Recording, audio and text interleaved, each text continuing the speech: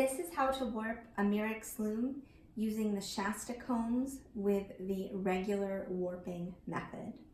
The first thing you will do is, if you have a loom that has fold out legs, is to fold them out so your loom is standing steadily on a table. If you have a laney loom, you will just need to fold out one leg. Then set the height of your loom by turning your wing nuts in a counterclockwise direction. Once you have the height that you want, you will place the combs on your loom. Now we will put the first one on first. So we're just going to place it on the top of the loom so the tines are at the top of the top beam and they are facing upwards on the front of the loom. Then you will take the bottom comb and place it on the bottom beam of the loom, and you're going to place it so the tines are at the bottom of the bottom beam facing downward.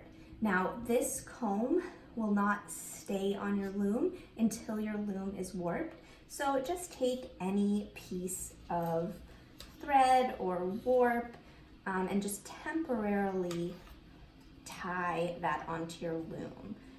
We will remove this once we warp.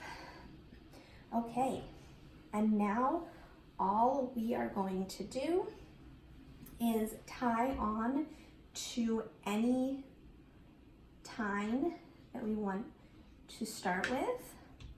So I will start right here, and then we are just going to bring our warp down to the same tine that's on the bottom of the loom, and then bring it right back up and around, and just keep zigzagging like that. Super easy. You can also warp every other tine if you want your warp threads spaced a little further apart.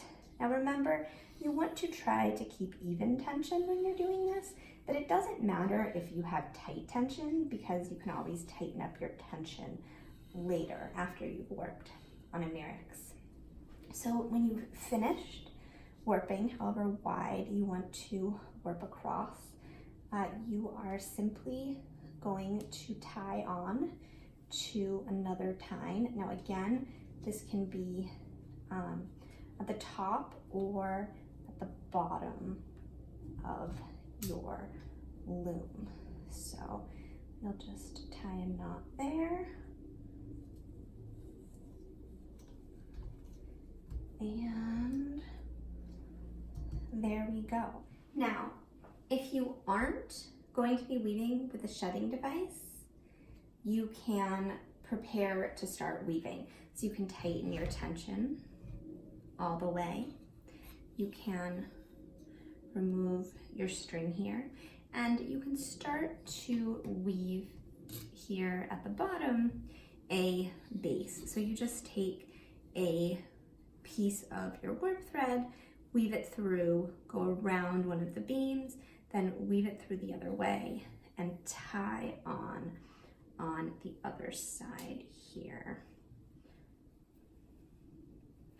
So this will be a base for your weaving. And then you can begin weaving. If you'd like to use the shedding device with your Shasta Combs, you will install it as you normally would on a Mirrix loom. We have detailed instructions on how to do that in the Shasta Combs instructional PDF. Once you've done this, there are a few other things you'll want to do. You'll want to make sure your tension is tight.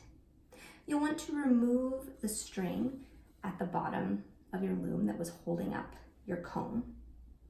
You will want to weave a base with a piece of warp thread that is just woven through your piece, wrapped around one beam, woven through again, and then tied off on the other side.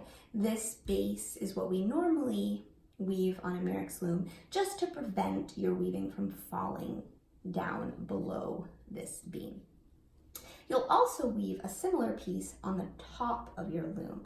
up here. Now this is for a different reason that is specific to the Shasta Combs. When you use your shedding device and you're lifting up your warp threads again and again and again, we don't want that lifting to reach all the way up here to the combs and break your warp threads. So not only are we going to weave this, we're also going to weave what is basically a footer. So we're just going to weave a few passes at the top of your loom. So it's just sort of weaving the opposite way from the top down rather than the bottom up. And this will just make sure that you're not going to break any warp threads when you are using the shedding device. So